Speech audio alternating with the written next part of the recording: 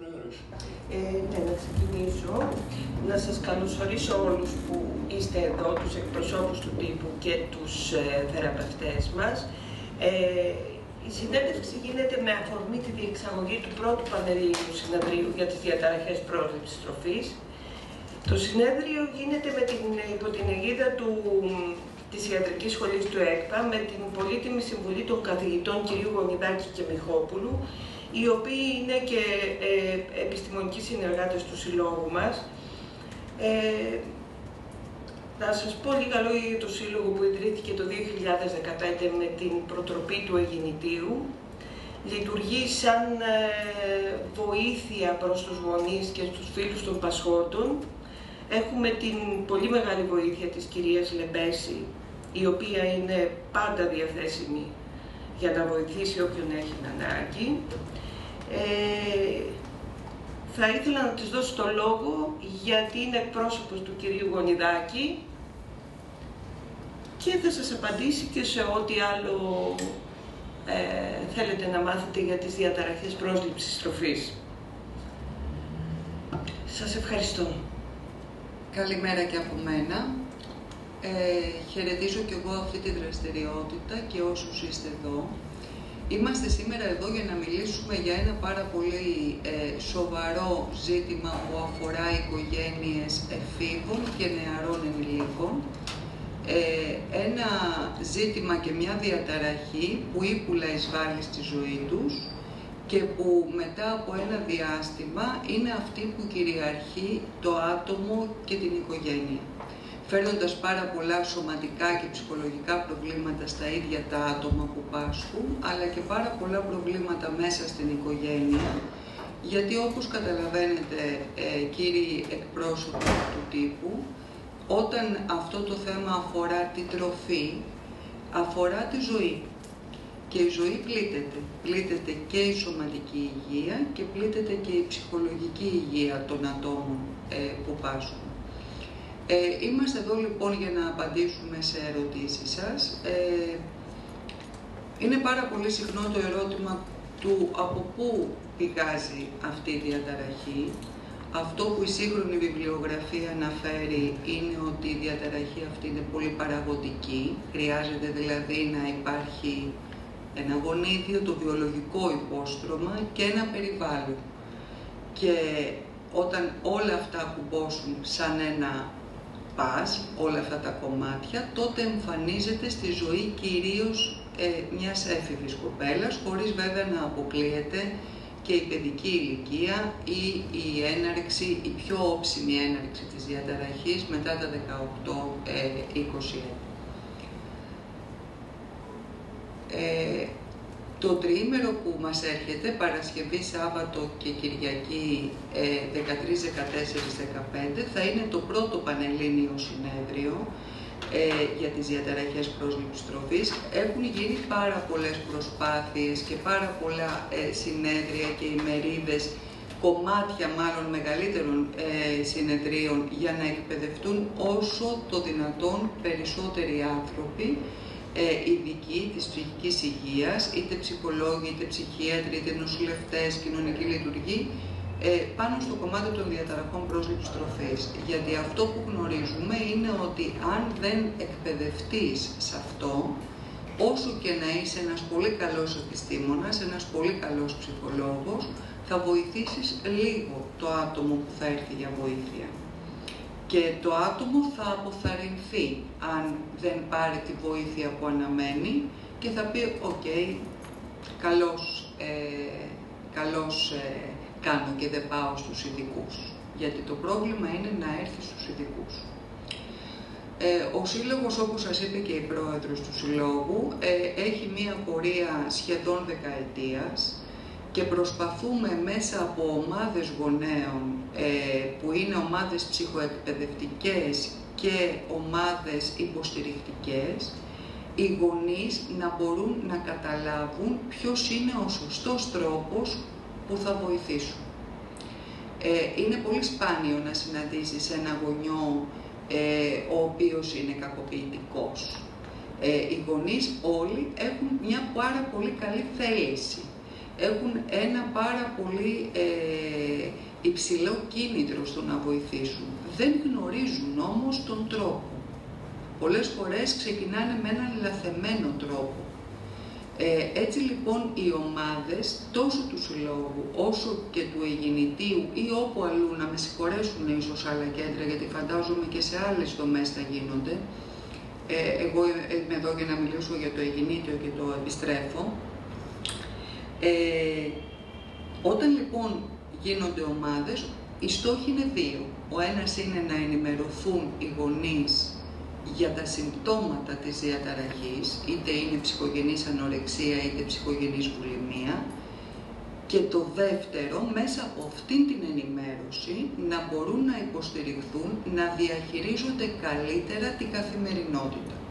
Την επικοινωνία, την ενίσχυση που χρειάζεται ένα άτομο, χωρίς όμως να είμαι από πάνω του, τη φροντίδα, τη σωστή, το πώς θα ακούσω το παιδί μου και πώς θα βοηθήσω το παιδί μου, που δεν είναι παιδί μου σιγά σιγά, δεν είναι 10, δεν είναι 12, ενηλικιώνεται. Πώς θα το βοηθήσω να πάρει τη ζωή στα χέρια του και να πάρει το πρόβλημα στα χέρια του.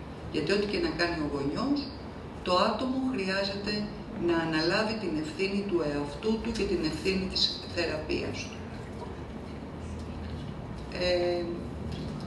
Δεν θέλω να γίνεται μονόλογος, μπορεί να παρέμβει ίσως η συναδέλφισσα, η κυρία Ψαρά από το Αττικό, είναι μια εξαιρετική ψυχολόγος, ή κάποιες ερωτήσεις από εσάς. Ευχαριστώ προς το παρόν. Καλημέρα και από μένα. Όντως, είμαι η Μαρή-Λοΐζη Ψαρά, είμαι κλινική ψυχολόγος και ψυχοθεραπεύτρια στην Β' Πανεπιστημιακή Ψυχιατρική Κλινική στο Αττικό Νοσοκομείο και ως εκπρόσωπος της Μονάδας Διαταραχών Πρόσληψης Τροφής έχω έρθει σήμερα εδώ. Να χαιρετήσω και εγώ με τη σειρά μου την πρωτοβουλία του Συλλόγου, ενός πολύ ενεργού συλλόγου, πολύ διεκδικητικού όλα αυτά τα χρόνια. Ξέρετε, οι διαταραχές πρόσληψης τροφής είναι για μας τους κλινικούς, πρωτίστως βέβαια για τους ίδιους τους πάσχοντες και τις οικογένειές τους, είναι μια πολύ ζωντανή πραγματικότητα. Όμως, μοιάζει να μην έχει ακόμη τόσο μεγάλη ορατότητα το ζήτημα αυτό στην ελληνική κοινωνία. Σαφώς είναι πολύ περισσότερο και πλήττει πολύ περισσότερους ανθρώπους και συστήματα οικογενειακά και όχι μόνο. Πολύ περισσότερους από όσους φανταζόμαστε. Γι' αυτό λέω ότι για μας είναι μια ζωντανή πραγματικότητα, όμως δεν ισχύει το ίδιο για όλους τους υπόλοιπους. Και είναι μια ζωντανή πραγματικότητα η οποία, όπως πολύ σωστά επισήμανε η κυρία Λεμπέση, είναι πολυπαραγωγική. Δεν υπάρχει ένα πράγμα που φταίει, ένα πράγμα που να πούμε ότι να το βρίσκουμε και το αντιμετωπίζουμε, το θεραπεύουμε. Είναι ένα πολυπαραγωγικό φαινόμενο, το οποίο σιγά σιγά έρχεται και δεν το διαλάθει της προσοχής. Γιατί ακριβώς συνδέεται με πράγματα που έχουν να κάνουν με την καθημερινότητα, με την τροφή, με τον τρόπο με τον οποίο αντιλαμβανόμαστε την λήψη της τροφής, τον τρόπο με τον οποίο αντιλαμβανόμαστε το σώμα μας, την εικόνα του εαυτού μας, συνολικά το ποιοι είμαστε. Γι' αυτό λοιπόν είναι και πάρα πολύ δύσκολο να εντοπιστεί και από τους ίδιους τους πάσχοντες και φυσικά από το στενό και το ευρύτερο πλαίσιο. Είναι πολύ σημαντική λοιπόν η πρωτοβουλία αυτή και η συνέντευξη τύπου και κυρίως το συνέδριο το επερχόμενο για να θέσει τις βάσεις για το τι υπάρχει, τι υπάρχει μέχρι τώρα όσον αφορά το κομμάτι της πρόληψης, το κομμάτι της αντιμετώπισης φυσικά, αλλά και το τι χρειάζεται να γίνει περαιτέρω και χρειάζονται αρκετά πράγματα να γίνουν περαιτέρω, χωρίς αυτό να σημαίνει ότι ήδη δεν γίνονται πολλά πράγματα και από το Σύλλογο και από τις δομές και τις μονάδες που ήδη λειτουργούν. Όμως υπάρχουν δυσκολίες, νομίζω ότι γι' αυτό έχουμε έρθει εδώ να συζητήσουμε και την παρούσα κατάσταση, αλλά και το τι χρειάζεται παρακάτω να γίνει. Είμαστε στην διάθεσή σας για ερωτήσεις και σχόλια. Από την πλευρά του Συλλόγου θα πω ορισμένα στοιχεία και δεδομένα που έχουμε συλλέξει. Θα προσπαθήσω να καλύψω δύο ελλείψεις που υπάρχουν, που ήταν άρθρο, αλλά για λόγους προφανώς προσωπικούς και δυσκολίων δεν είναι. Το παιδοψυχιατρικό κομμάτι και το κομμάτι της συνοσηρότητας. Το πρόβλημα δεν παρουσιάζεται ξαφνικά σε ενήλικες. Αυτή τη στιγμή θεραπεύεται παιδί στο Αγία Σοφία 8 χρονών. Το λέω για να ξεκαθαρίσουμε ότι όσο πιο γρήγορα πιάσουμε το νήμα, οι γονείς, οι διδάσκοντες, η οικογένεια και κυρίως οι ειδικοί, τόσο μεγαλύτερες είναι οι πιθανότητες να μην φτάσουμε στην ενήλικη ηλικία που τα πράγματα εκεί ζορίζουν. Τα περιγράψανε ήδη με πολύ μεγάλη σαφήνεια και η κυρία Λεμπέση και η κυρία Ψαρά. Αυτό είναι το ένα το κρατούμενο. Γιατί και εκεί τα πράγματα δεν είναι τόσο, παρότι γίνεται δουλειά, δεν είναι τόσο ανθυρά και ευχάριστα. Το δεύτερο είναι ότι σε πάρα πολλές περιπτώσεις οι πάσχοντες από τις διαταραχές πρόληψης τροφής έχουν και άλλου είδους. Π.χ. αλκοολισμό, π.χ. ουσίες, αυτά που λέμε συνοσηρότητες. Βεβαίως και άλλες ψυχικές παθείς εκτός των εξαρτησιογόνων που προανέφερα. Και σε αυτό λοιπόν γίνεται κάποια δουλειά και από τις δομές της προαναφερθήσεις και από το 18 άνω που έχει μια περισσότερη εξειδίκευση στα θέματα των εξαρτήσεων. Τώρα νομίζω ότι κάλυψα έτσι την γενική εικόνα για να περάσουμε στα δικά μας. Εμείς σαν σύλλογος, το είπε ήδη η Πρόεδρος, το ανέφεραν και οι ειδικοί, δύο καθήκοντα έχουμε. Το ένα να βοηθήσουμε όσο μπορούμε τους ανθρώπους που έρχονται σε άμεση επαφή με τους πάσχοντες, δηλαδή τους γονείς ή τους φροντιστές τέλος πάντων των ανθρώπων, γιατί προχωράνε σε μεγάλες ηλικίες δυστυχώς. Κατεβαίνουν ηλικίες, ανεβαίνουν και ηλικίες των διατροφικών των διαταραχών. Δεν θα επαναλάβω αυτά όλα που υπόθηκαν, αλλά το δεύτερο κομμάτι, και το οποίο αν θέλετε με αφορμή το συνέδριο, που είναι καθαρά επιστημονικό και στόχο έχει να διαδώσει τη γνώση σε ανθρώπους που είναι ειδικοί μεν, αλλά δεν μπορούν να χειριστούν διαταραχές, και είναι και ο βασικός λόγος που ο σύλλογος μας είναι πλάκη και το υποστηρίζει. Δηλαδή, μας φέρουν άνθρωποι από επαρχία, μας φέρουν άνθρωποι από περιφέρεια, γιατί δεν έχουμε ένα όνομα. Έστω κάποιοι που παρακολούθησε ένα σεμινάριο που λέει ο λόγος, πριν κατέβουν στην Αθήνα να πάνε να τον βρούνε. Άρα, ένας βασικός στόχος του συνεδρίου που πρέπει να αναδείξουμε από αυτή την συνέντευξη είναι το να διαδοθεί η γνώση πια στους ειδικούς. Και το δεύτερο βέβαια κομμάτι είναι το καθαρά κινηματικό, είναι το κομμάτι αυτό της διεκδίκησης που προαναφέρθηκε. Και δυστυχώς εδώ, παρά τις φιλότιμες προσπάθειες και των γιατρών και των γενικά θεραπευτών και των νοσηλευτών και των πασχόντων, τα πράγματα δεν είναι ρόδινα. Πρέπει να γίνουμε συγκεκριμένοι. Δεν υπάρχει τίποτα άλλο εκτός Αθήνας. Όλα τα δύσκολα περιστατικά καταλήγουν στο Αττικό και στο Αιγινήτιο, κατά βάση.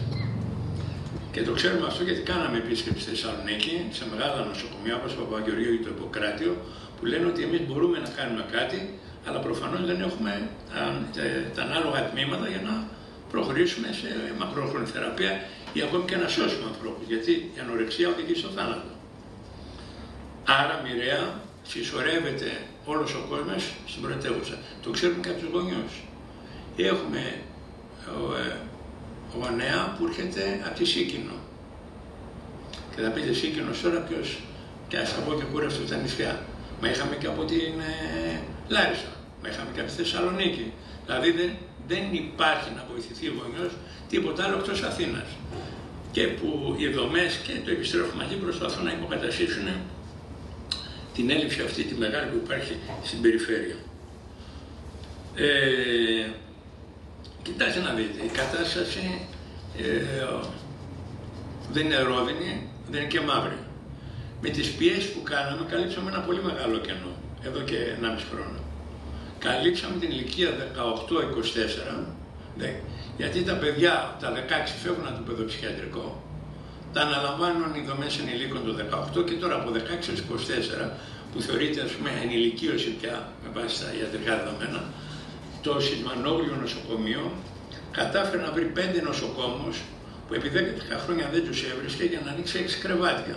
Πόσα λειτουργούν σήμερα, έχουμε μια μεγάλη επιφύλαξη για τον αριθμό, εάν δουλεύουν και τα 6.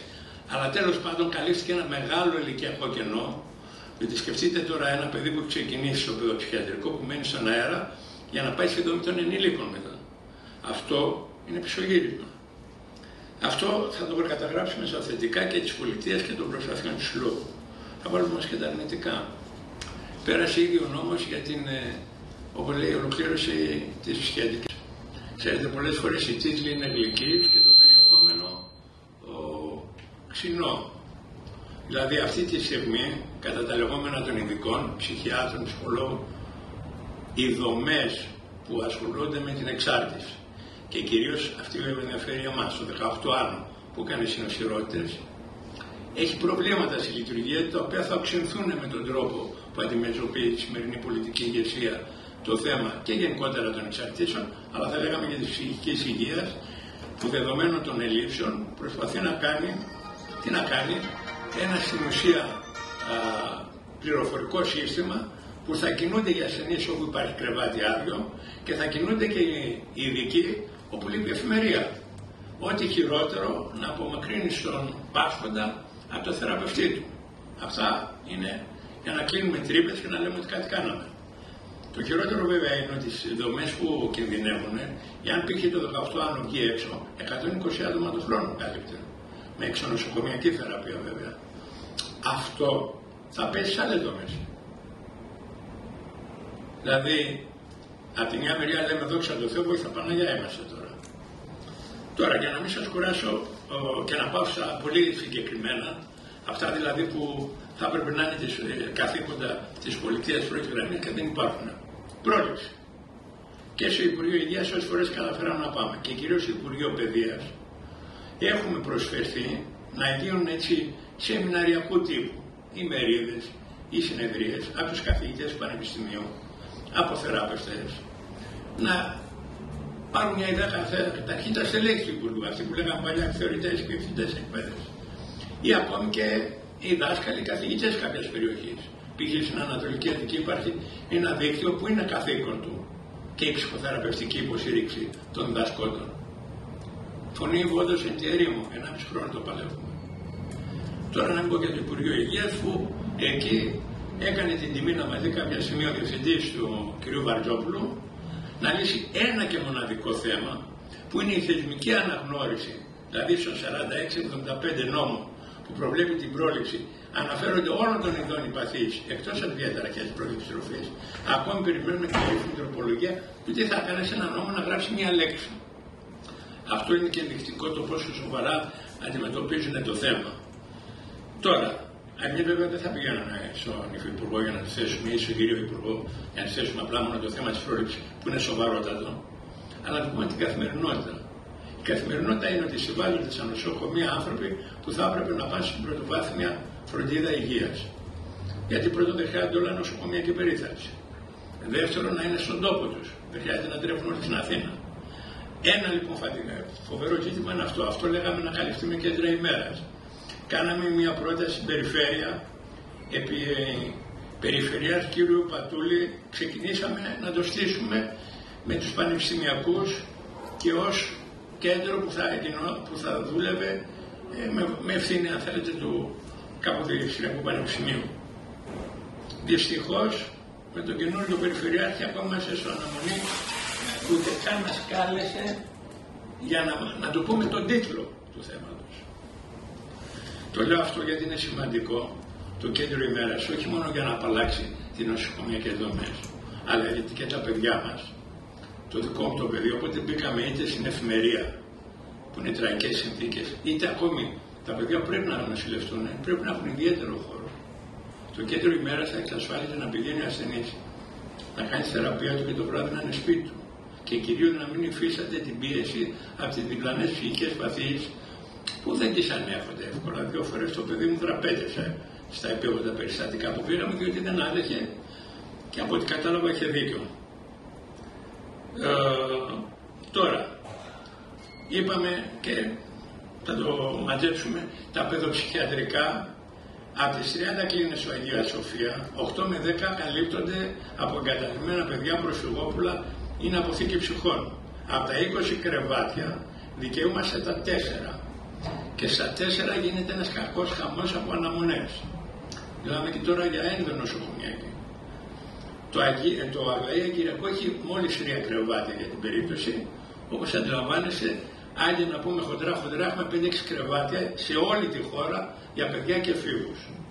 Είπαμε ότι έχουμε τα 6 του Μανολίου που ευτυχώς άρχισε να δουλεύει, βέβαια είναι στο ξεκίνημα και μακάρι να προχωρήσει και να μην έχουμε πισωγυρίσματα, γιατί στελεχώθηκε κάτω από την πίεση δικιά μας με αποσπασμένους νοσηλευτές και με συμβάσεις και συμβασιούχους νοσηλευτές, που είναι κρίσιμη ειδικότητα. Όταν μπει να νοσηλευτεί ο άρρωστος, ο νοσοκόμος θα αναλάβει, που είναι όλο το 24ωρο μαζί του, την επικοινωνία και το θέμα της σύντησης. Προφανώς οι επιστήμονες θα αναλάβουν το πιο σοβαρό, αλλά η ειδικότητα του νοσηλευτή είναι κέραια. Αυτά λοιπόν με τα παιδιά. Τι κάνουμε με τα υπόλοιπα?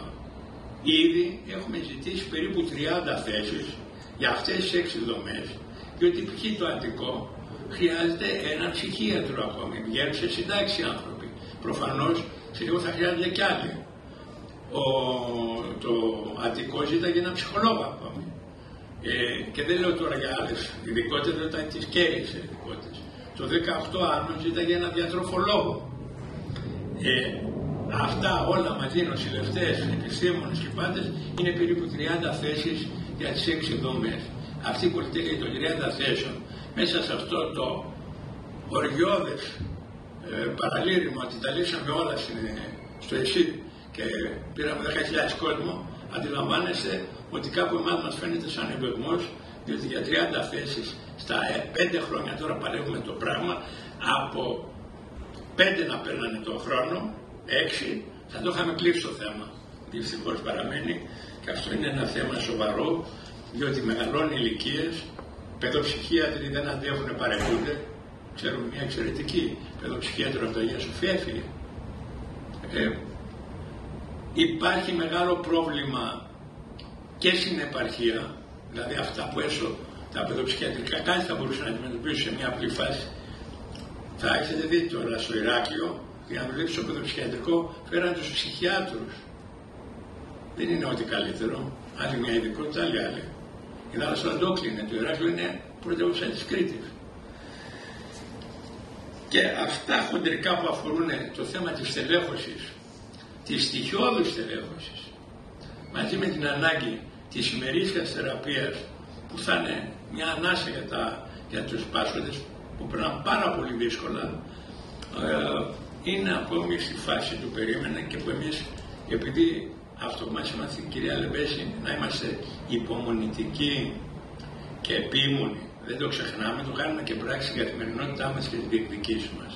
Και μέχρι να βάλει ο ίδιος κέρατα, εμείς θα συνεχίσουμε να τα διεκδικούμε, όποιος και να είναι κυβέρνηση, όποιος και να είναι περιφερειάρχης, γιατί θεωρούμε ότι αυτό είναι τα αυτονόητα, που σε μια τέλος πάντων χώρα που θέλει να λέγεται ότι βρίσκεται στην Ευρωπαϊκή Ένωση και μάλιστα πλησιάζει τους μέσους όρους, είναι απαράδεκτα αυτά που συμβαίνουν σήμερα. Και από βάση καρδιάς ευχαριστούμε όλους τους θεραπευτές, όλους τους γιατρούς και όλους τους ανθρώπους που εμπλέκονται, γιατί διεξάγουν ένα ηρωικό έργο και δεν το λέμε για κομπλιμέντο, το λέμε γιατί το πιστεύουμε και γιατί το βλέπουμε κάθε φορά που χρειάζεται να πάμε τα παιδιά μας και τους πάσχοντες σε αυτές τις δομές. Λοιπόν, αυτά για να μην κουράσω παραπάνω. Μπορώ να συμπληρώσω λίγο ή μάλλον να σας πω, κύριε εκπρόσωπε του τύπου, τι εννοούμε Εγκινήτιο και Αττικό. Όταν μιλάμε για... Μπορείτε να μας πείτε ποια είναι η συχνότητα των διατροφικών διαταραχών και για πόσους ασθενείς μιλάμε? Ναι, θα σας πω ένα νούμερο το 2023. Στο Εγκινήτιο, για το Εγκινήτιο μπορώ να μιλήσω, εξυπηρετήθηκαν 208 άτομα ήταν οι εξυπηρετούμενοι, που κάνανε 2.800 περίπου επισκέψεις το χρόνο. Σε αυτά τα άτομα χρειάζεται να προσθεθούν και περίπου 60 με 70 οικογένειες μέσα στο χρόνο. Τώρα, αυτό που ακούστηκε Εγκινήτιο και Αττικό, έτσι ήθελα να ξεκινήσω και θα σας πω και για τη συχνότητα τη γενικότερη ίσως, είναι ότι το Εγκινήτιο έχει 3 κρεβάτια σε ένα τμήμα μειχτής ψυχοπαθολογίας. Αυτό εννοούσε ο κύριος Χάρης πριν, ότι δεν είναι μία εξειδικευμένη υπηρεσία νοσηλείας ατόμων που τα άτομα νοσηλεύονται μόνο σε ένα χώρο που έχουν διατροφικές διαταραχές. Είναι ένα τμήμα μεικτής ψυχοπαθολογίας που νοσηλεύει και ανθρώπους με εισαγγελικές εντολές και καταλαβαίνετε πόσα προβλήματα υπάρχουν όταν χρειάζεται σε περιστατικά που μοιραία θα έχουν οι άνθρωποι και βίας και να προστατεύσει οι ειδικοί και το νοσηλευτικό προσωπικό τα άτομα που πάσχουν από ψυχογενή ανορεξία, που είναι και εξασθενημένοι σωματικά πολλές φορές άτομα. Και το ίδιο συμβαίνει και για το Αττικό. Άρα ένα πολύ σημαντικό αίτημα είναι να γίνουν εξειδικευμένες υπηρεσίες νοσηλείας. Παράλληλα βέβαια με τα κέντρα ημέρας, που είναι ακόμα πιο σημαντικό, γιατί στόχος και των ειδικών είναι τα άτομα να μην διαταράσσουν την ζωή τους, να μπορούν να πηγαίνουν κάπου, να κάνουν τη θεραπεία τους και μετά να γυρνάνε στο σπίτι. Και όταν λέμε θεραπεία εννοούμε ατομική, εννοούμε ομαδική, art therapy, ό,τι πιο σύγχρονο υπάρχει. Υπάρχουν επιστήμονες, τουλάχιστον στην Αθήνα, που είναι ενημερωμένοι και μπορούν να εφαρμόσουν ό,τι πιο σύγχρονη γνώση υπάρχει για τη θεραπεία των διατροφικών διαταραχών. Ήθελα αυτό να το συμπληρώσω, γιατί είναι πάρα πολύ σημαντικό να ακουστεί. Παρακαλώ. Μισό λεπτό. Κύριε Ψάρα, να κλείσουμε. Να επεξεργαστήσω σε αυτό, ότι έχουμε δύο πράγματα. Αυτό που αναφέρατε πριν όσον αφορά την σχέση Αθήνας και επαρχίας, έχουμε ανθρώπους που έρχονται από νησιά και όχι τόσο μακρινά, ενώ που υπάρχουν δομές, αλλά όχι εξειδικευμένες δομές και όχι δομές για διαταραχές προσλήψης τροφής, που έρχονται, άρα αναγκαστικά όχι μόνο ο πάσχων, η πάσχουσα θα έρθει και θα πρέπει να κάτσει για ένα αρκετά εύλογο χρονικό διάστημα στην Αθήνα, μακριά από όλο το σύστημά του, το οποίο θα ήταν ένα υποστηρικτικό σύστημα κατά τη διάρκεια της θεραπείας του, αλλά και όλη η οικογένεια. Δηλαδή, θα πω ένα πολύ πρόσφατο παράδειγμα. Έχουμε μια οικογένεια που έχει μετακομίσει ουσιαστικά, με ό,τι αυτό συνεπάγεται σε οικονομική επιβάρυνση για τους γονείς, και λόγω της απώλειας της δουλειάς, αλλά και λόγω ενός δεύτερου σπιτιού, έχουν μετακομίσει από το νησί για να υποστηρίξουν την κόρη τους που νοσηλεύεται στην Αθήνα. Ενώ θα μπορούσε να είναι σε ένα. Προφανώς δεν μπορεί να γίνει σε κάθε νησί μια δομή, αλλά όλα αυτά που λέμε, πιο εξειδικευμένες μονάδες, περισσότεροι άνθρωποι οι οποίοι θα στελεχώνουν και θα έχουν εξειδίκευση σε ένα τόσο συγκεκριμένο και ειδικό ζήτημα, είναι πολύ σημαντικό.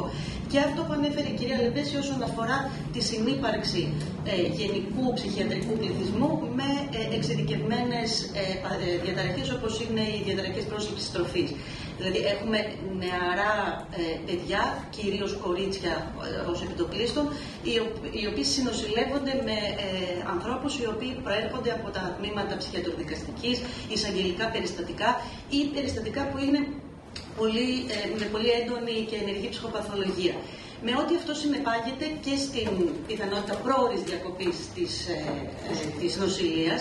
Προφανώς δεν είναι μόνο για αυτό το λόγο, υπάρχουν και λόγοι ψυχολογικοί και που έχουν να κάνουν με την νόσο καθεαυτή, αλλά σίγουρα είναι ένας παράγοντας που συμβάλλει. Έχουμε λοιπόν πρόωρες διακοπές, έχουμε δυσκολία στην καθημερινότητα, η οποία δεν θα υπήρχε εάν υπήρχαν εξειδικευμένες μονάδες. Και όλα αυτά μέσα σε ένα πλαίσιο που ελάχιστοι άνθρωποι, ελάχιστοι εξειδικευμένοι άνθρωποι, κάνουμε τα πάντα.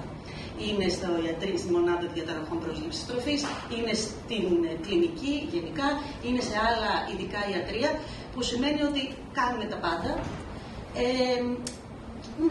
Με αυτό συνεπάγεται πέρα από το φόρτο εργασίας και τρομερή ψυχική επιβάρυνση και για τους θεραπευτές και για το προσωπικό.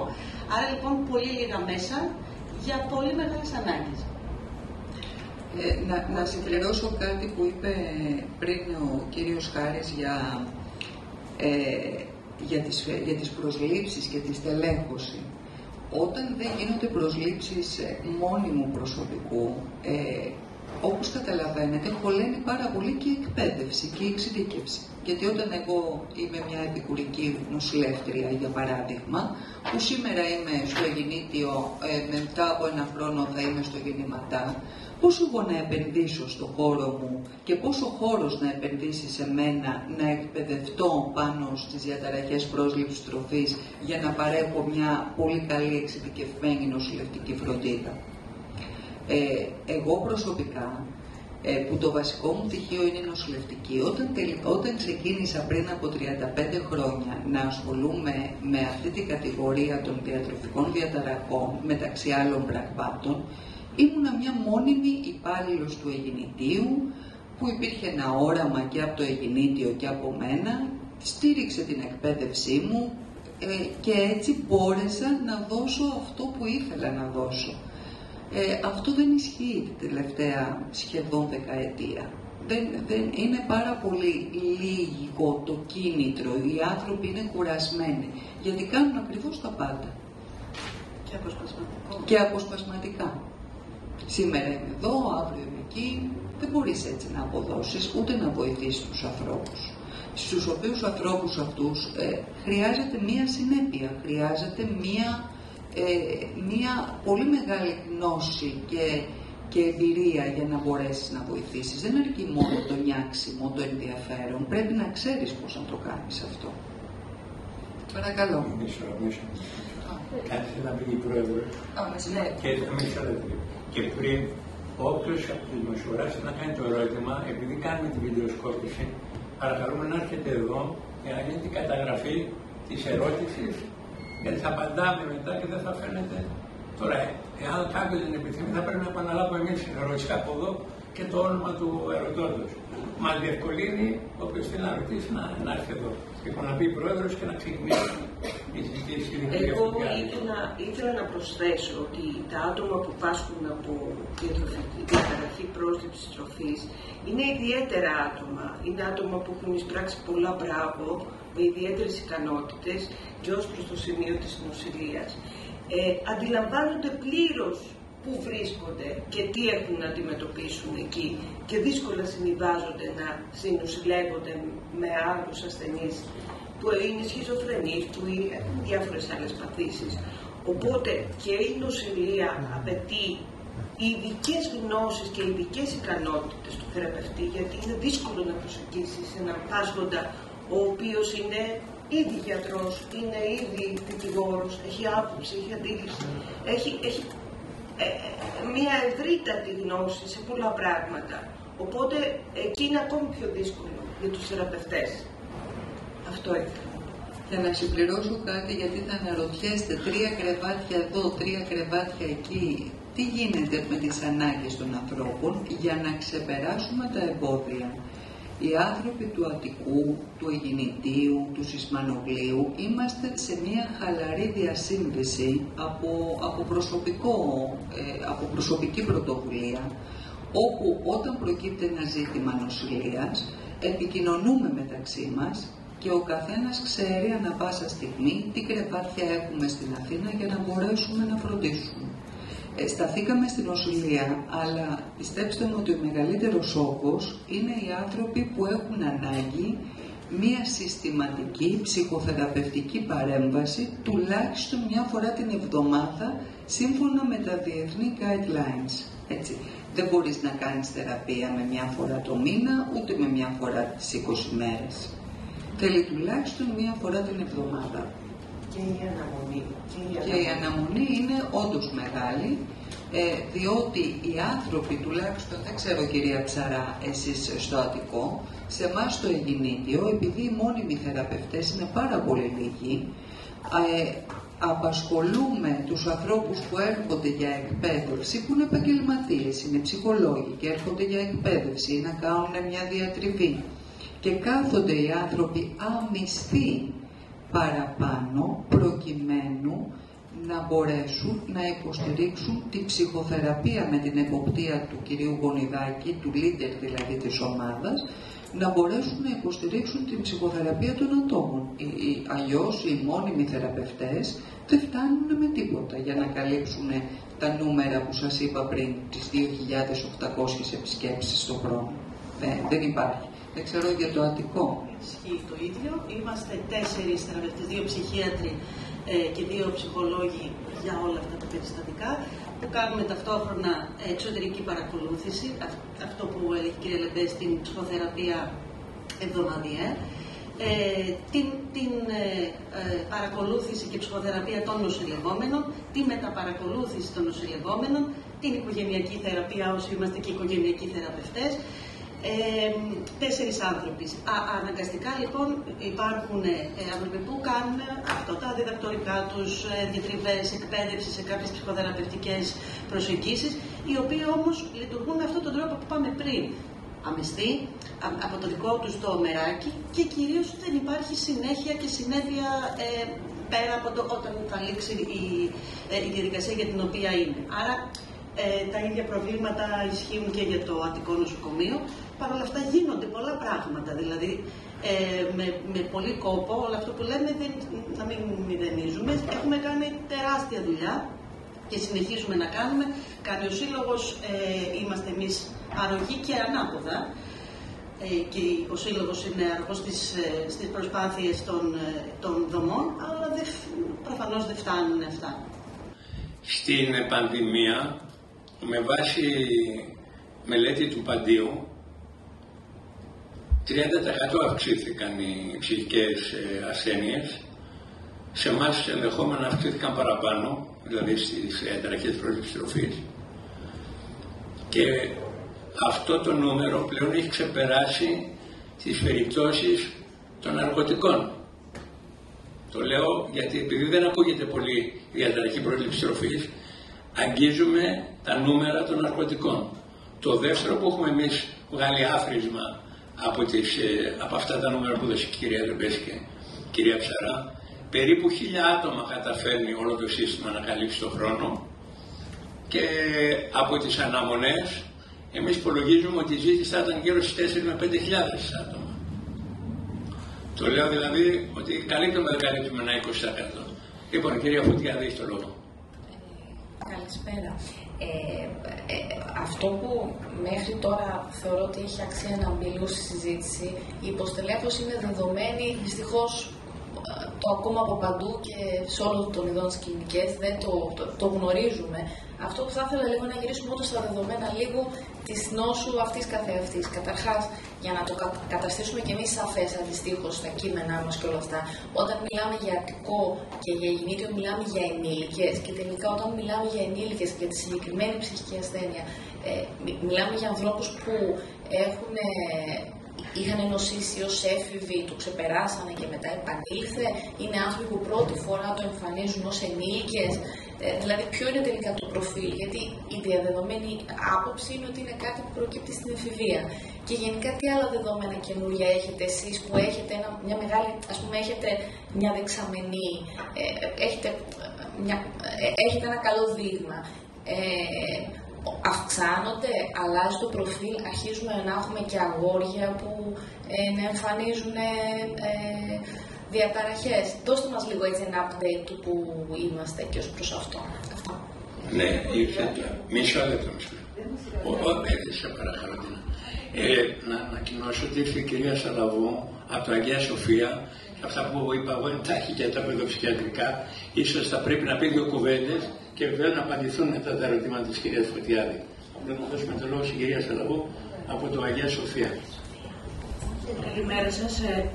Εγώ εκπροσωπώ τη παιδοψυχιατρική κλινική της Ιατρικής Σχολής του ΕΚΠΑ, που έχει και μονάδα νοσηλείας και στην οποία νοσηλεύονται έφηβοι με διαταραχή διατροφής και στην οποία από το 2021 λειτουργεί εξειδικευμένη μονάδα διαταραχών πρόσληψης τροφής που προσφέρει αξιολόγηση και θεραπεία σε εξωτερική βάση για παιδιά και εφήβους από 6 μέχρι 16 τυπικά, αλλά επειδή δεν είμαστε πολύ με τα παιδιά γιατί είναι μια χρόνια νόσος και δεν θέλουμε να τα αφήσουμε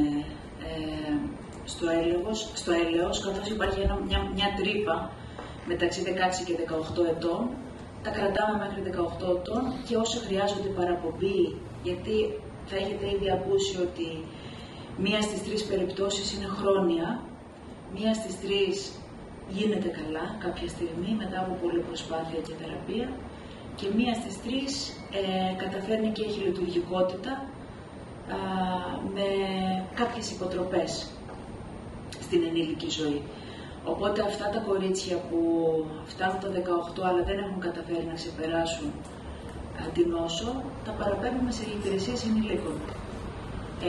Μπορώ να σας δώσω και κάποια πιο συγκεκριμένα στοιχεία. Σε 3,5 χρόνια, από την 1η Πρώτου του 2021 που ξεκίνησε η μονάδα διαταραχών πρόσληψης τροφής μέχρι και τον Ιούνιο του 2024, έχουν περάσει από εμάς 220 οικογένειες με πρόβλημα διαταραχή πρόσληψης τροφής. Πολύ συχνά υπάρχει συνοσηρότητα και με άλλες ψυχικές διαταραχές όπως διαταραχές άγχους, κατάθλιψη, οριακότητα και έχουμε καταφέρει τις περισσότερες από αυτές τα περισσότερα από αυτά τα παιδιά και τους εφήβους να προσφέρουμε εντελεχή διαγνωστική αξιολόγηση και τις μισές περιπτώσεις έχουμε καταφέρει να τις κρατήσουμε σε θεραπευτική παρακολούθηση. Φυσικά είμαστε και εμείς υποστελεχωμένοι, με λειτουργία μόνο 2 φορές την εβδομάδα και είμαστε 3 άνθρωποι. Μία παιδοψυχίατρος, μία λογοθεραπεύτρια που το δικό της θεραπευτικό έργο είναι εστιασμένο στα παιδιά προσχολικής ηλικίας, από τη γέννηση μέχρι και τα 4-5 που παρουσιάζουν διαταραχές πρόσληψης τροφής, γιατί δεν άλλου τύπου, αλλά δεν εξελίσσονται απαραίτητα σε ανορεξία ή βουλημία, ψυχογενή, αλλά προκαλούν μεγάλη δυσλειτουργία στην ανάπτυξη και στις σχέσεις. Και εγώ, που είμαι κλινική ψυχολόγος και οικογενειακή θεραπεύτρια, εμείς οι 3 δηλαδή παλεύουμε με αυτό το μεγάλο όγκο περιπτώσεων που φτάνουν σε εμάς. Συνεργαζόμαστε όταν χρειάζεται και με ιδιώτες θεραπευτές, παιδοψυχιάτρους. Δεν μπορούμε να κρατήσουμε όλες τις περιπτώσεις. Κρατάμε την παρακολούθηση σχεδόν πάντα και την επιμέλεια και την εποπτεία ανθρώπων που προσφέρουν αυτό το έργο ιδιωτικά για τις οικογένειες που μπορούν να το επομιστούν αυτό το οικονομικό βάρος που είναι μεγάλο και για τις οικογένειες που δεν μπορούν προσπαθούμε εμείς το δικό μας πλαίσιο να στηρίξουμε. Ρωτήσατε για την έναρξη. Τις περισσότερες φορές η έναρξη είναι με την είσοδο στην εφηβεία, όχι πάντα. Αλλά τώρα αυτό που είναι ενδιαφέρον, μια τελευταία εξέλιξη της τελευταίας πενταετίας, είναι ότι πολλές φορές εμφανίζεται καθαρό ημιψυχογενής ανορεξία και σε μικρότερες ηλικίες. Αυτό είναι ένα καινούριο φαινόμενο που τώρα το διερευνούμε. Εμείς δηλαδή έχουμε νοσηλεύσει στη μονάδα νοσηλείας κορίτσι 9 ετών για 2 ολόκληρα χρόνια.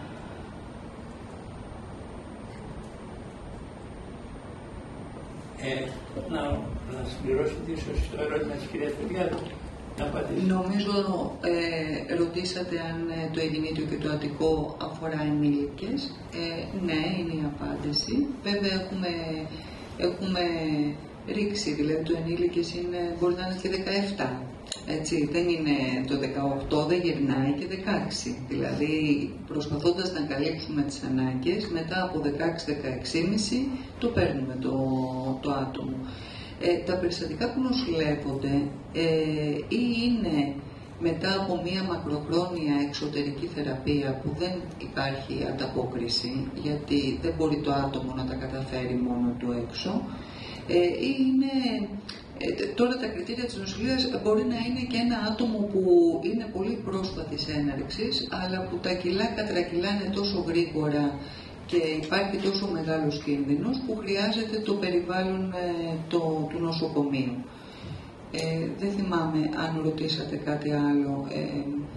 Αν είναι η έναρξη στην εφηβεία, αν έρχονται κατευθείαν... Ναι, νομίζω αυτό σας απάντησε ήδη η κυρία Σαλαβού, ότι η έναρξη πολλές φορές είναι και σε μικρότερη ηλικία. Το θέμα είναι πότε έρχεται κάποιος, πότε ζητάει τη βοήθεια. Αυτό είναι ένα ζήτημα πολύ μεγάλο.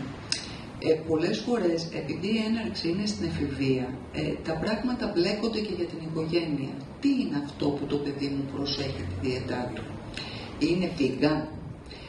Θέλει να είναι κομψό γιατί τώρα σε αυτή τη φάση την ενδιαφέρει το σώμα της? Αν θυμηθούμε για τη δικιά μας εφηβεία, όντως είναι η περίοδος που όλοι μας θέλουμε να αρέσουμε στους άλλους κτλ.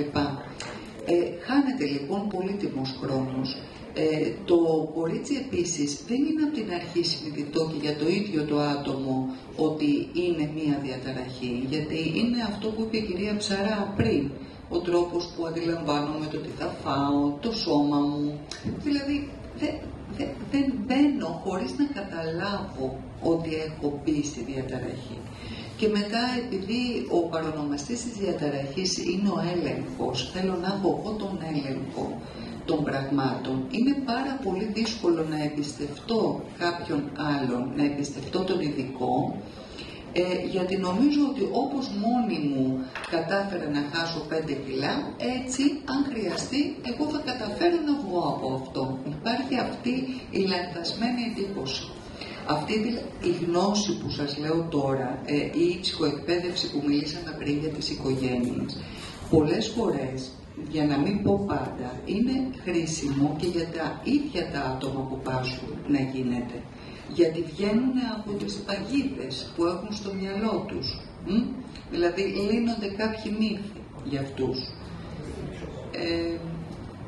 Ρωτήσατε λίγο και για το φύλο.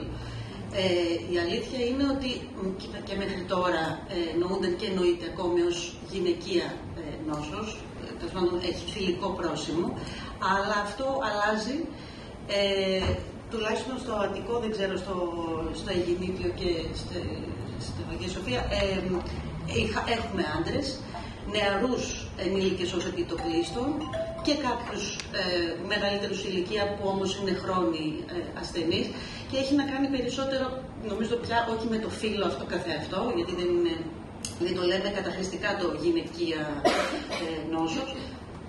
Έχει να κάνει με την προσωπικότητα, με το περιβάλλον, αυτό που λέγαμε ότι είναι πολυπαραγωγικό και έχει να κάνει με όλο το σύστημα πώς λειτουργεί, και φυσικά με τις προσλαμβάνωσες από το κοινωνικό περιβάλλον και τα μέσα μαζικής ενημέρωσης, κινηματογράφο, θέλω να πω όλα όσα συνθέτουν και την κοινωνική αντίληψη για το σώμα και την εικόνα του εαυτού. Μου επιτρέπετε να προσθέσω μερικά νούμερα που μπορεί να σας ενδιαφέρουν από τη μονάδα νοσηλείας. Είναι παλιότερα, από το 1986 έως το 2017 νοσηλεύτηκαν 158 έφηβοι με ψυχογενή ανορεξία και ήταν, όσον αφορά το φύλο, 138 κορίτσια και 20 αγόρια. Και η μέση διάρκεια νοσηλείας ήταν 4,5 μήνες. Αλλά στις περισσότερες περιπτώσεις η διάρκεια νοσηλείας ξεπερνάει τους 6 μήνες. Στο κλειστό τμήμα, ίσως έχει αναφερθεί ήδη, λυπάμαι που δεν μπορούσα να μην δω από την αρχή, τα παιδιά φτάνουν στην νοσηλεία, καθώς έχει πολύ δραματικές επιπτώσεις στη φυσική τους κατάσταση, στα εσωτερικά όργανα, στην καρδιά, στα οστά, στα δόντια, στον κεντρικό νευρικό σύστημα, στον εγκέφαλο, στα νεφρά, η ψυχογενής ανορεξία, και είναι ισοδύναμο με μια απόπειρα αυτοκτονίας. Στην νοσηλεία δηλαδή έχουμε παιδιά που κάνουν απόπειρες αυτοκτονίας και παιδιά και εφήβους, κυρίως εφήβους, αλλά και παιδιά με ανορεξία, όταν αυτή απειλή, γίνεται απειλητική για τη ζωή.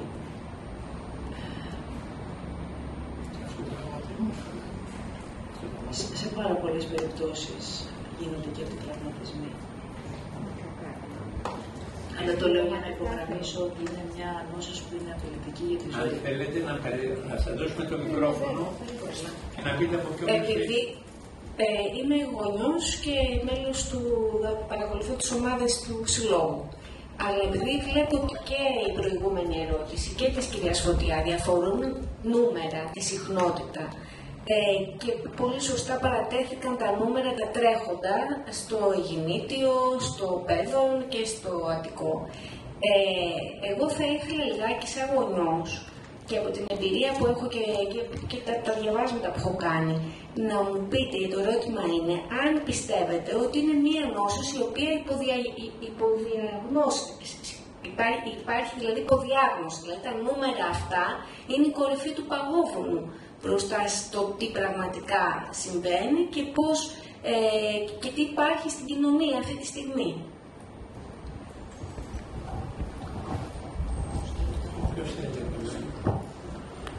Το όνομα έχει σημασία για το πράγμα. Ναι, Μητράρη. Μητράρη, λέει.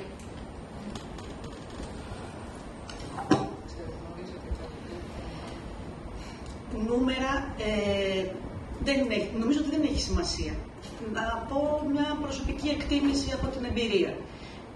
Φαίνεται σαν να υπάρχει έκρηξη. Είναι όπως και με άλλες ψυχικές νόσους ή διαταραχές που επίσης φαίνεται ότι σαν να υπάρχει επιδημία. Η αλήθεια είναι κάπου στη μέση. Ούτε αυτό είναι αληθές, με την έννοια ότι πραγματικά υπάρχει τόσο πολύ περισσότερο σε σχέση με το παρελθόν, ούτε όμως ότι δεν υπάρχει, ότι είναι λιγότερο από όσο φαίνεται. Νομίζω ότι η προσωπική εκτίμηση είναι αυτή, ότι είναι η αλήθεια κάπου στη μέση. Με ποια έννοια?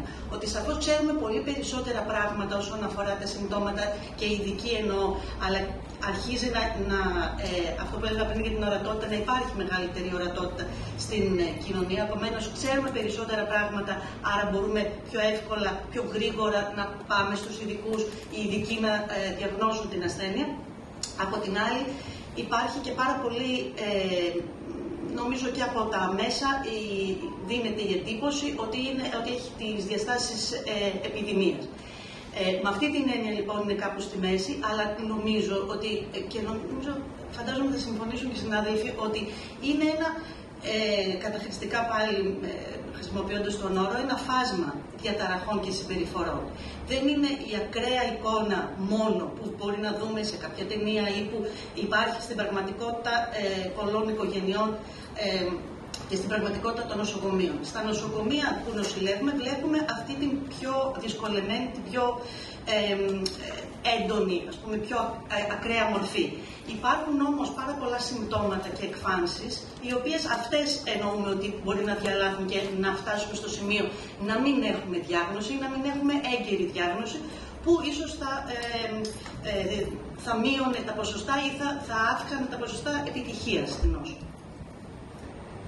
Εγώ να προσθέσω ότι στο δικό μας πλαίσιο που αφορά παιδιά και εφήβους, επειδή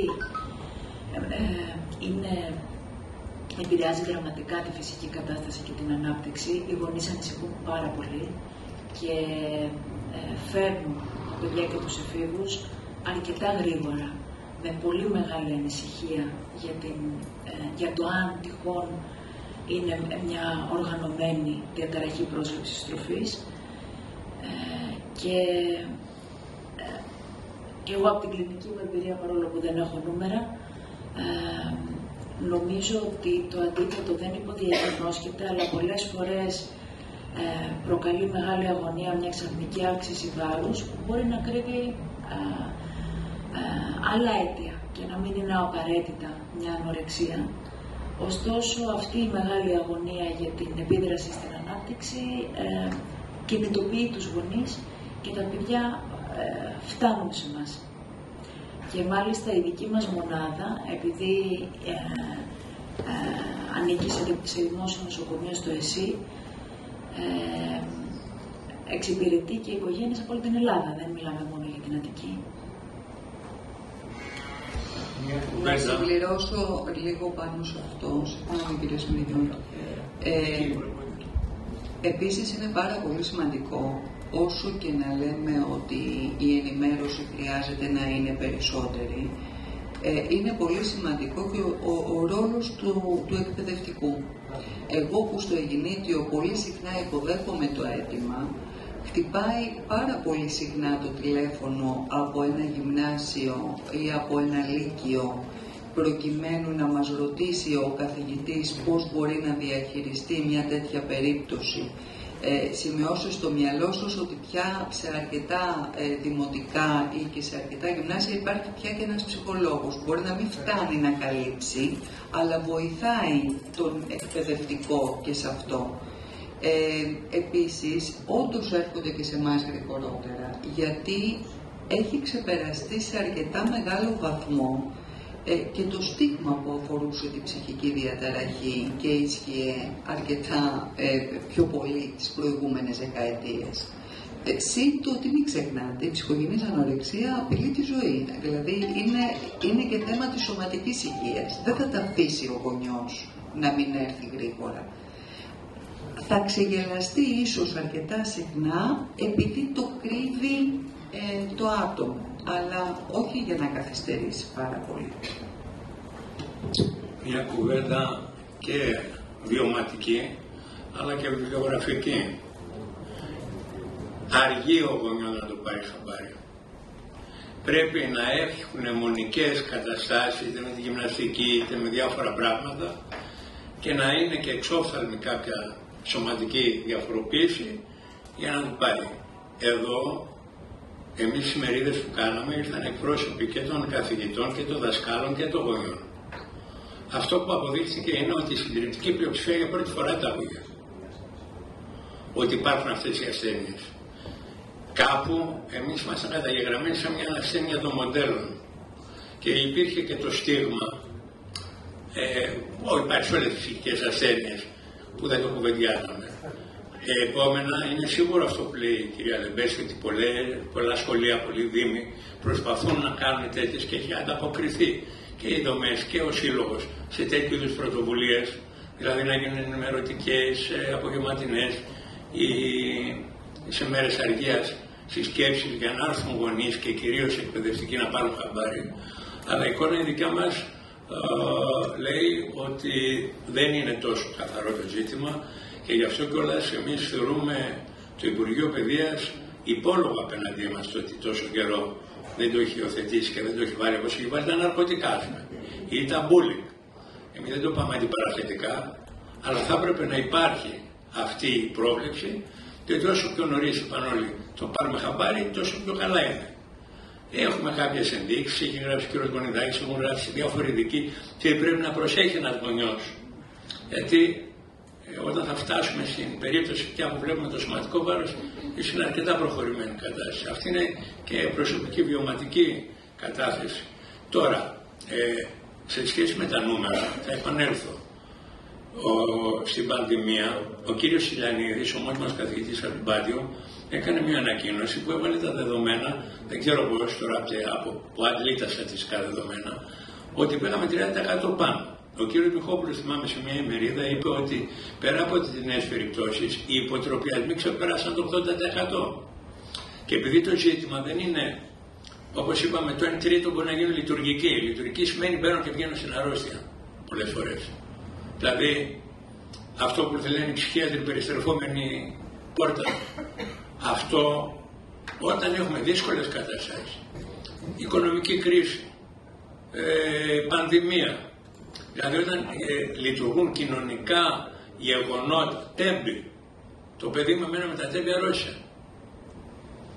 Όταν λειτουργούν έντονα ερεθίσματα κοινωνικά, επειδή όπως είπε η πρόεδρος, τα παιδιά είναι και έξυπνια και ευαίσθητα κατά κανόνα, είναι οι πρώτοι λήπτες αυτών των αρνητικών σημάτων της κοινωνίας και δυστυχώς, αν, όπως λέμε, η σημεία μοιάζει, άμα έχεις το πρόβλημα, σου ξανάρχεται ή τέλος πάντων σε δυσκολεύει να μην σου ξανάρθει. Αυτά τώρα από καταγεγραμμένα δεδομένα και του συλλόγου και εδώ καταθέτουμε και προσωπικές, όπως λέμε, εμπειρίες που όμως απηχούν μια κάτι μας προσέγγιση όσο το δυνατόν πιο πραγματική των δεδομένων. Λοιπόν, πριν πάρουν άλλοι γονείς, επειδή υπάρχει ο κ. Ψήλας, ναι, ήθελα να κάνει ερώτηση, να προηγηθούν κατά κάποιο τρόπο οι εκπρόσωποι του τύπου, γιατί ενδεχόμενα μπορεί να θέλουν και να φύγουν. Ήθελα να ρωτήσω, σύμφωνα με αυτά. Πείτε το όνομα, θέλετε. Ψάλας, Ζήσης Ψάλας. Ναι, δημοσιογράφος. Η πρόληψη πώς μπορεί να γίνει αποκλειστικά μέσω των γονέων? Κοιτάξτε, τώρα να απαντήσω εγώ πρακτικά και να απαντήσουν ειδικά οι ειδικοί. Η πρόληψη πρέπει να γίνει με το να περιλάβουμε στην εκπαίδευση, από την πρωτοβάθμια, τέτοιου είδους προσέγγιση που ένας δάσκαλος, ένας καθηγητής και οι σύλλογοι γονέων, δηλαδή η σχολική κοινότητα, να το έχει στο μυαλό της. Όπως είπαμε με τα ναρκωτικά. Τα ναρκωτικά, όχι ότι αυτό που γίνεται σαν ναρκωτικά να γίνει ακριβώς σε ειδικές ομάδες, αλλά κάποια στιγμή αποφάσισε η πολιτεία να βάλει. Εγώ λέω στα χαρτιά πολλές φορές, γιατί υπάρχει τα χαρτιά και η ουσία. Αλλά τέλος πάντων έχει αναγνωρίσει αυτή την ανάγκη. Αυτό δεν γίνεται συντεταγμένα και μπορεί οι πρωτοβουλίες του Αττικού, όπως λέμε, του Αγεννήτιου, των παιδοψυχιατρικών να κάνουν αυτού του είδους την κοινωνική αποστολή. Αλλά αυτό δεν γίνεται στο πατριωτισμό και στον ορισμό των Ελλήνων ειδικών. Θέλει μια κεντρική πολιτική κατεύθυνση.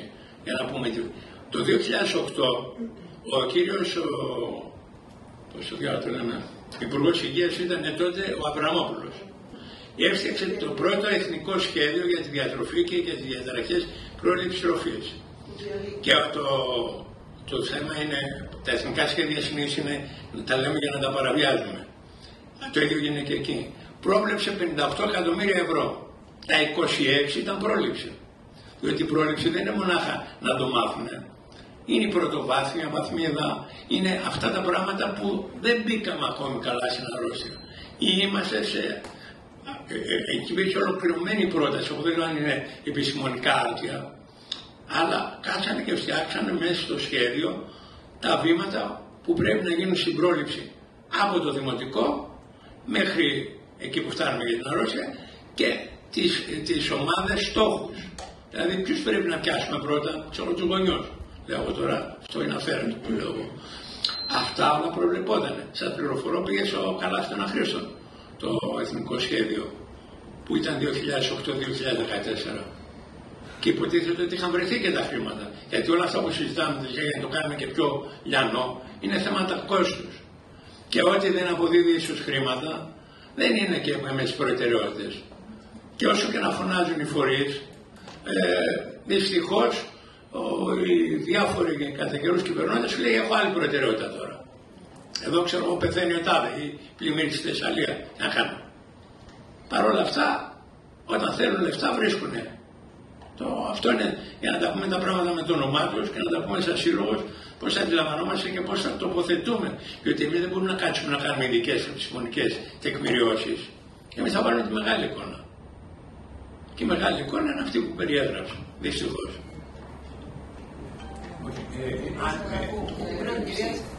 Ναι. Όχι, εσείς θα πείτε. Μισό λεπτό. Καλυφθήκατε την απάντηση. Οκ. Λοιπόν, όποιος θέλει μπορεί να συμπληρώσει. Ναι, κυρία Σαββά. Είναι πολύ σημαντικό το πλαίσιο που βάζετε και σε τι επίπεδο χρειάζεται να είναι η πρόληψη. Εγώ θέλω να πω σε την κλινική εμπειρία δύο πράγματα, δύο λόγια. Το ένα είναι κάτι που βρίσκω πάντοτε συγκινητικό. Όταν βλέπαμε μια οικογένεια με έφηβη, με ψυχογενή ανορεξία και όταν ολοκληρώθηκε η νοσηλεία, που καταλαβαίνετε για να γίνει ήταν πολύ δύσκολη η κατάσταση, στο τέλος αρχίσαμε να συζητάμε για την επιστροφή του παιδιού στο σχολείο. Και εγώ συνηθισμένη από την τάση που έχουμε να προστατεύουμε τα παιδιά από το ψυχιατρικό στίγμα, της είπα: μπορείς να επιστρέψεις στο σχολείο σου, δεν χρειάζεται να πεις, μπορείς να πεις ότι ήσουν στο νοσοκομείο, θα μπορούσες να πεις ότι ήσουν στο παιδόν, γενικά και αόριστα, δεν χρειάζεται απαραίτητα όλοι να ξέρουν ότι ήσουν στην παιδοψυχιατρική κλινική. Και μου απάντησε: η Εύη πρέπει να ήταν 15 χρονών με ψυχογενή ανορεξία. Όχι, κυρία Σαλαβού, θέλω να επιστρέψω στο σχολείο και να μιλήσω γι' αυτό. Και αν υπάρχει κάποιο άλλο παιδί που υποφέρει σιωπηλά, να ξέρει ότι υπάρχει εκεί έξω βοήθεια. Και μου έβαλε τα γυαλιά, πραγματικά, με το θάρρος της. Αυτό είναι το ένα. Το άλλο που ήθελα να πω είναι ότι είναι πολύ δύσκολο. Είναι πολύ δύσκολο να να συμβεί η πρόληψη κατά τη γνώμη μου, καθώς είναι μια διαταραχή που ξεσπάει μέσα στην οικογένεια και για μένα αυτό που θα μπορούσαμε να σκεφτούμε σαν αρκετά καλή πρόληψη είναι να μπορούμε να έχουμε μηχανισμούς ψυχικής ενδυνάμωσης και στήριξης των οικογενειών. Δεν είναι μόνο να το μάθουν τα σχολεία και να μπορούν έγκαιρα οι καθηγητές, αν παρατηρήσουν ένα παιδί ότι χάνει βάρος, να το παραπέμψουν στην κατάλληλη υπηρεσία. Βέβαια αυτό είναι πάρα πολύ δύσκολο να γίνει σε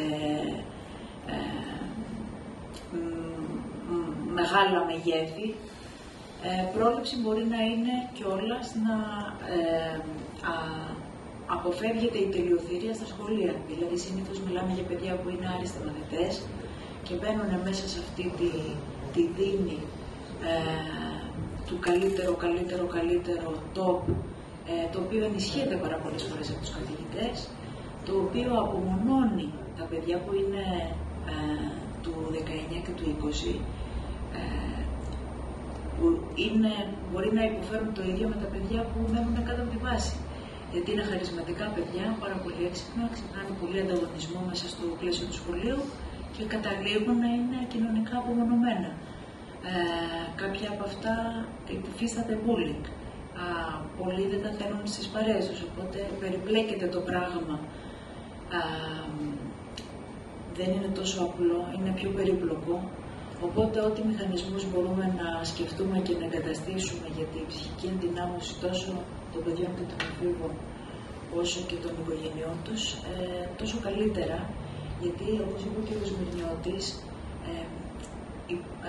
αυτό που παρατηρούμε είναι ότι υπάρχει ευαλωτότητα η οποία παραμένει στον χρόνο και η οποία προϋπήρχε. Και σε αυτή την ευαλωτότητα χρειάζεται να φτάσουμε κοντά.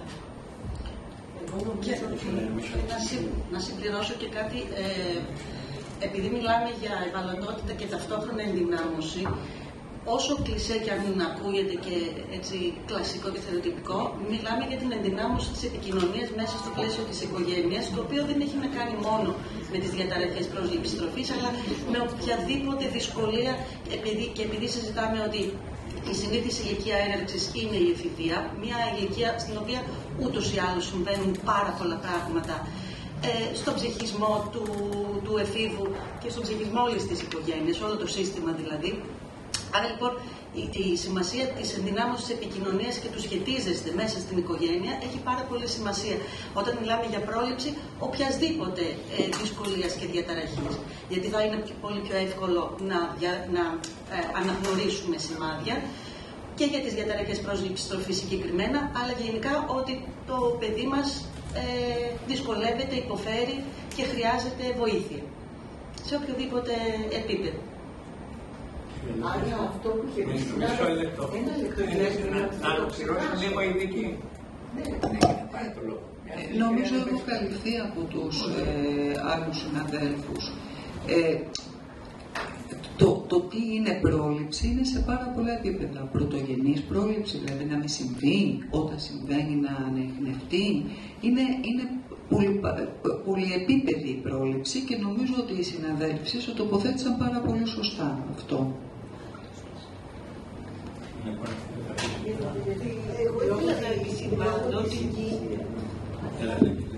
Ήθελα να επισημάνω την ενίσχυση του θεσμού του σχολικού ψυχολόγου, που μπορεί, εάν η παρουσία του είναι συχνή, μπορεί να διακρίνει πράγματα, να βοηθήσει την οικογένεια να το προλάβουν.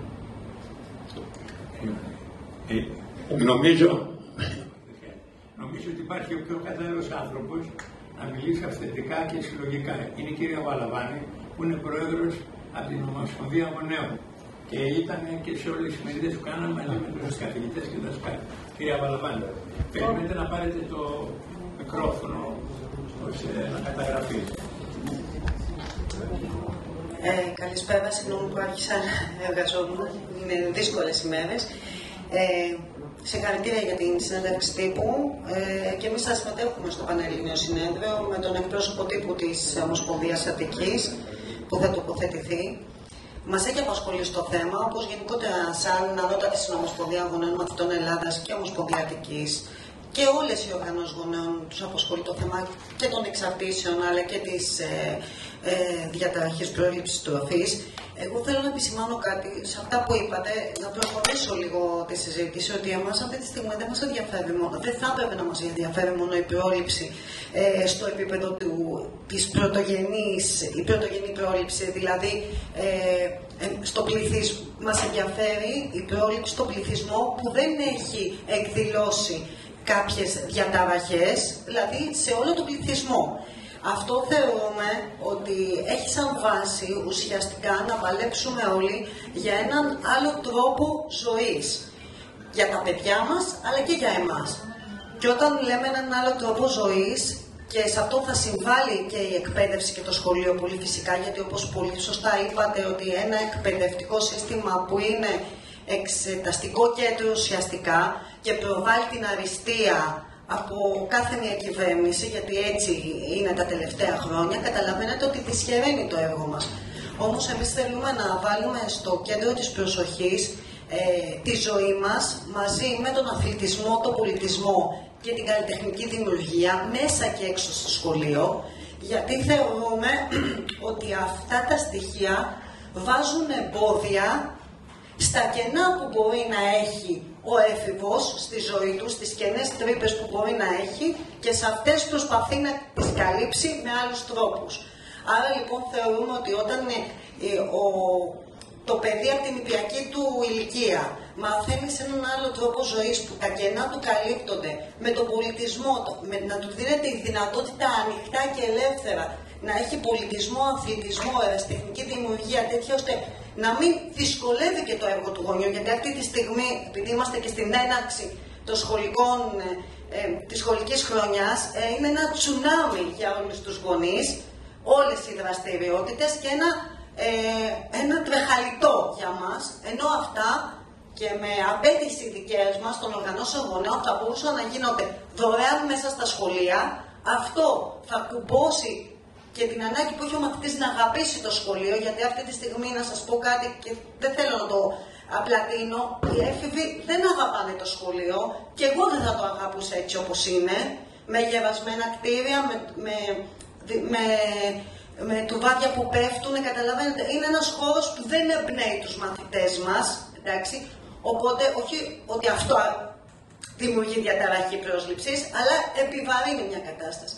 Όταν λοιπόν ένας μαθητής από το δημοτικό έχει μάθει ότι στον ίδιο χώρο θα μπορεί μετά να κάνει το άθλημα, επιτρέψτε μου τη λέξη, που γουστάρει και κάνει κέφι και του δίνεται η δυνατότητα, θα αγαπήσει το σχολείο περισσότερο, θα μάθει να λειτουργεί πολύ καλύτερα με τους μαθητές του και θα βγάλει την ενέργειά του εκεί. Για μας είναι πάρα πολύ βασικό αυτό.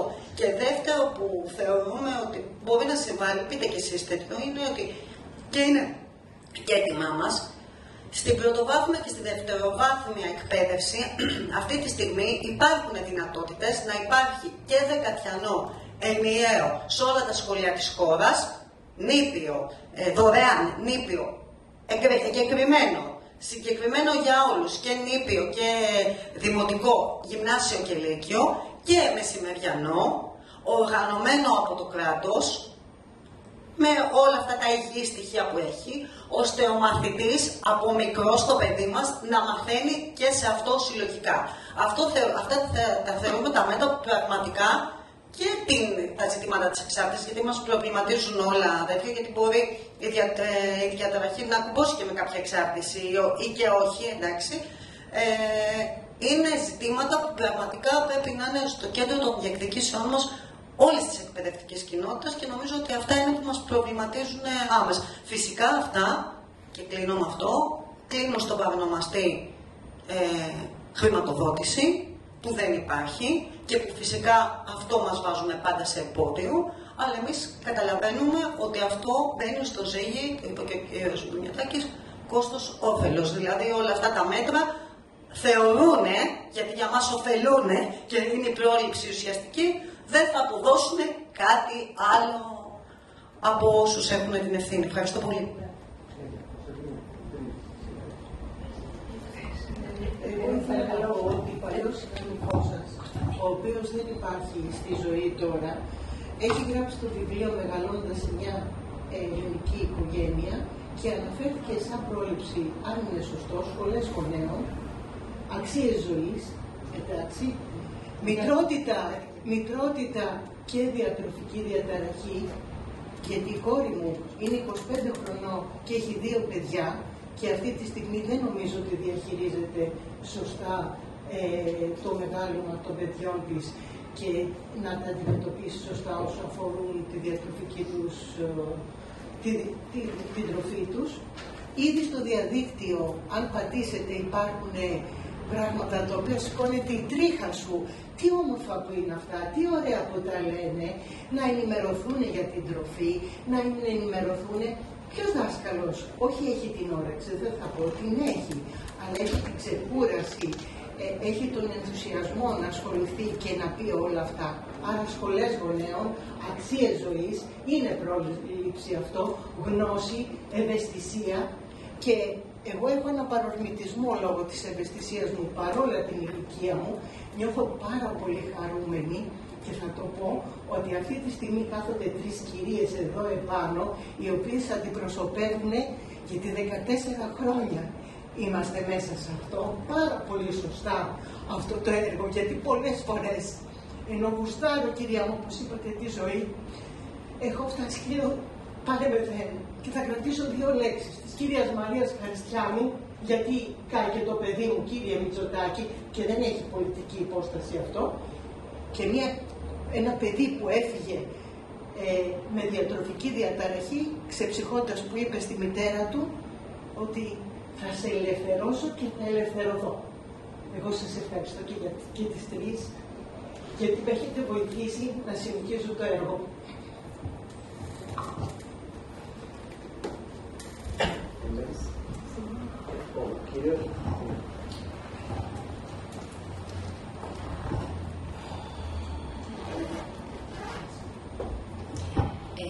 Επειδή είναι και στο τίτλο, αλλά αποτελεί και αυτό μια μορφή διατροφικής διαταραχής. Πείτε μας λίγα λόγια για τη βουλημία. Μπορεί, καταλαβαίνω, να μην άγει απευθείας, ας πούμε, αισθάνατον, αλλά σε κάθε περίπτωση προκαλεί πολλά προβλήματα και ίσως είναι πιο δύσκολο να το αναγνωρίσουν οι γονείς. Αυτό είναι το ένα που θέλω. Όντως προκαλεί πάρα πολλά προβλήματα. Όσα προβλήματα ανέφερα για την επίδραση στη φυσική κατάσταση στην ανορεξία, αλλά τόσα βρίσκουμε και στη ψυχογενή βουλημία. Και στην ψυχογενή βουλημία η έναρξη είναι πάντοτε έχει συνοσηρότητα με κλινική κατάθλιψη ή κάποιας μορφής εξάρτηση και προβλήματα σε επίπεδο προσωπικότητας. Αυτό που συμβαίνει στην ψυχογενή βουλημία είναι ότι παρατηρούμε ένα συστηματικό φαύλο κύκλο εναλλαγής ανάμεσα σε υπερφαγικά επεισόδια και εμετούς. Αυτό είναι το κυρίαρχο κλινικό χαρακτηριστικό και πάντοτε αυτό που είναι το κοινό στοιχείο ψυχικά που συνδέει αυτές τις επιμέρους δυσκολίες σε ψυχικό επίπεδο που προανέφερα είναι η δυσκολία στη ρύθμιση συναισθήματος. Δηλαδή αυτό το σκαμπανέβασμα του υπερφαγικού επεισοδίου και μετά ο εμετός και το άδειασμα είναι καθρέφτης μιας δυσκολίας στη ρύθμιση των συναισθημάτων στην εφηβεία. Όταν λέμε ρύθμιση συναισθημάτων εννοούμε ότι οι έφηβοι, ο έφηβος βιώνουν με πάρα πολύ ένταση, πάρα πολύ δυνατά συναισθήματα πόνου, θλίψης, τρόμου, άγχους, απελπισίας.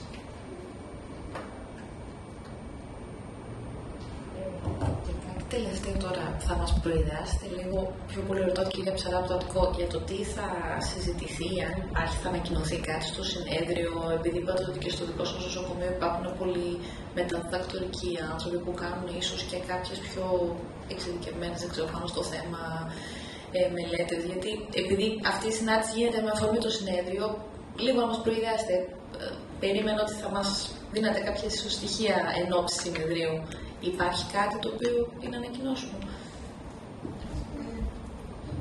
Η πρώτη μέρα του συνεδρίου κυρίως αφορά εργαστήρια, εκπαιδευτικά εργαστήρια, όπου θα συζητηθούν οι εφαρμογές σύγχρονων μεθόδων θεραπείας, όπως είναι το Art Therapy στις διαταραχές πρόσληψης τροφής, ή όπως είναι η γνωσιακή συμπεριφορική θεραπεία ή η διαλεκτική συμπεριφορική θεραπεία, που αφορά και τη συνόσηση, που τόσο συχνά έτσι υπόθηκε εδώ, και χρήση του γλυπτού στη συστημική θεραπεία των διαταραχών πρόσληψης τροφής, είναι τεχνικές της οικογενειακής θεραπείας. Άρα λοιπόν είναι προσυνεδριακά σεμινάρια, απευθύνονται σε ειδικούς ως εκτοπλίστων μόνο σε ειδικούς επαγγελματίες.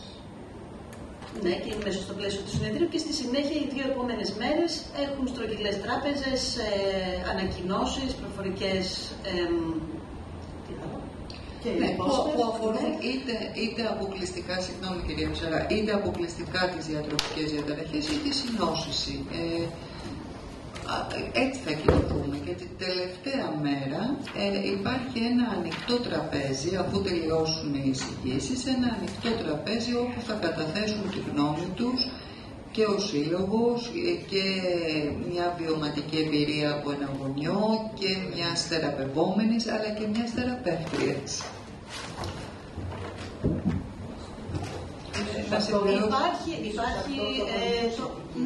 Υπάρχει το πρόγραμμα αναρτημένο και στο διαδίκτυο. Εντάξει, απλά η ήθιση σε αυτές τις περιπτώσεις, εμάς ως δημοσιογράφους, να μας δίνετε κάτι, μια προαναγγελία, κάτι το οποίο θα γίνει. Δεν ξέρω, είστε καλυμμένοι για το συνέδριο που αυτά που υπόθηκαν, ή θέλατε, ίσως να μην καταλάβαμε κάτι συγκεκριμένο. Ξέρετε κάτι, είναι πολύ σημαντικό για μας, τους ειδικούς,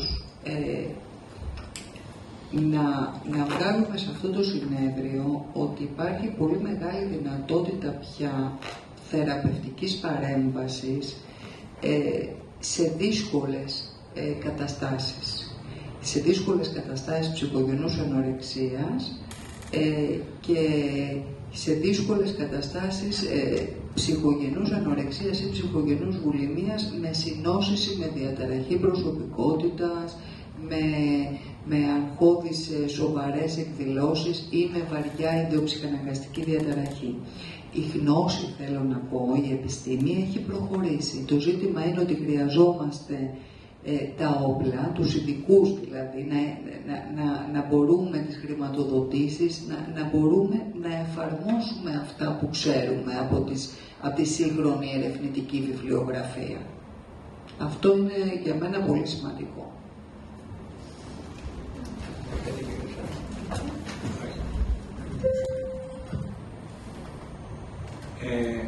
Υπάρχει άλλη ερώτηση, υπάρχει κάποια τοποθέτηση που πρέπει να γίνει? Δίνα, σε κόψω. Εμείς έχουμε στείλει, τώρα δεν ξέρω, κατάλαβα, κύριε Φωτιά, ενδεχόμενα είναι φιλικό σε όλους τους δημοσιογράφους. Σε όλους τους δημοσιογράφους έχουμε στείλει το υλικό του συνεδρίου. Δηλαδή και την ανακοίνωση, πώς είναι, και κυρίως το πρόγραμμα, γιατί αυτό ενδιαφέρει και αυτό μας ρωτάνε την περισσότερη δημοσιογράφη. Και πότε είναι ανοιχτό, την Κυριακή, όπως είπε η κυρία Λεμπέση, που θα γίνει κουβέντα και που μπορεί οποιοδήποτε να είναι, να κάνει ερωτήσεις ή να πει την άποψή του.